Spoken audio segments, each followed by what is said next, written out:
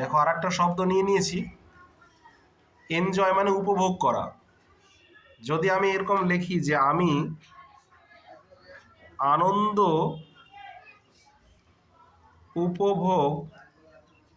উপভোগ করি বন্ধুদের সঙ্গে। এবার যখন ট্রান্সলেশন করছি আমরা, ট্রান্সলেশন করতে কিন্তু সবাই ঘাবড়ে যায় যে কিভাবে ট্রান্সলেশন করব। বাংলা বাক্য ধরো তুমি মনে করছো, কিন্তু ইংরেজিতে কিভাবে ট্রান্সলেশন করব এটা কিন্তু ভয় হয়। আমি পারবো কি পারবো না এরকম চিন্তা ভাবনা করেছিলেন, কিন্তু অতটাও ভয় পাওয়ার কোনো বিষয়ই না। যদি তুমি এই যে টেন্সের ফর্মুলাটা, এই যে টেন্সের ফর্মুলা আছে না, আমি আনন্দ উপভোগ করি মানে কি, প্রত্যেক দিন আনন্দ উপভোগ করি, মাঝে মাঝে আনন্দ উপভোগ করি, এটা সাধারণ কথা, এটা বর্তমান কালের কথা। আমরা যখন ট্রান্সলেশন করব তখন এই সূত্রটা কিন্তু আমাদের মাথায় থাকতে হবে, নইলে কিন্তু ট্রান্সলেশন হবে না। সাবজেক্ট দেওয়া আছে, ভার্বের 1 নাম্বার দেওয়া আছে, এস বা ইএস দেওয়া আছে, আর তারপরে অবজেক্ট দেওয়া আছে। এই বাংলা বাক্যের মধ্যে কিন্তু আমরা খুঁজব যে ট্রান্সলেশন কিভাবে কিন্তু হচ্ছে। প্রথমে কি দিব, আমি আনন্দ উপভোগ করি, মানে আমি আনন্দ উপভোগ করি মানে কি, সাবজেক্ট আমি হলে প্রথমে আই দিয়ে দিলাম, এটা ট্রান্সলেশন হয়ে গেল। কিন্তু যখন আমরা ট্রান্সলেশন করি তখন অর্ডারটা হয়, বাক্য অর্ডারটা যেটা হয় সাবজেক্ট ভার্ব অবজেক্ট হয়।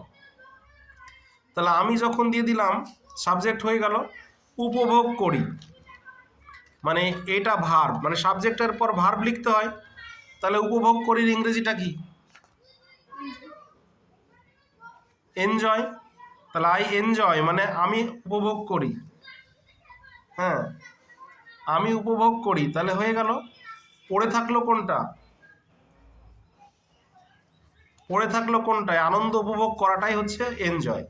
পড়ে থাকলো কোনটা, বন্ধুদের সঙ্গে।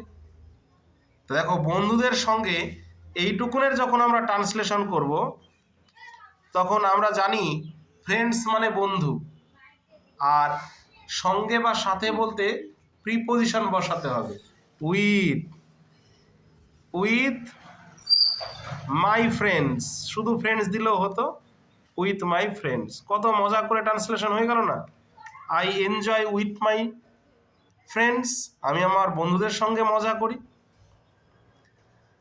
ধরো আর একটা শব্দ আমরা বেছে নিলাম, ডিলে মানে দেরি করা, তাই না? ডিলে মানে দেরি করা থেকে হবে কি, ডিলেইড, আবার হয়ে যাবে ডিলেড। 3টে ফর্ম আছে। বাক্য ট্রান্সলেশন করার জন্য কিন্তু আমরা ভার্বের যে রূপ সেগুলো জানতে হবে। 2-3টে যে ফর্ম আছে, ডিলেড ডিলেড ডিলেড, এরকম কিন্তু ফর্ম আমাদেরকে কিন্তু জানতে হবে, নইলে কিন্তু হবে না। ডিলে মানে যদি দেরি করা হয়, অনেকে ভাবে যে দেখি আমি নিজে ট্রান্সলেশন করতে পারছি কিনা।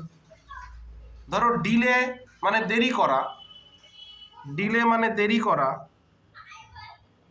ধরো আমি কাউকে জিজ্ঞাসা করলাম যে, ধরো আমার একটা স্টুডেন্ট আছে আব্দুল সামাদ, আমি জিজ্ঞাসা করলাম সামাদ বলো তো দেরি করা দিয়ে একটা বাক্য রচনা করো তো। হ্যাঁ জোরে বলো। আমি দেরি করি স্কুল যেতে। ও কি বললো যে আমি দেরি করি, আমি স্কুল যেতে দেরি করি। দেখো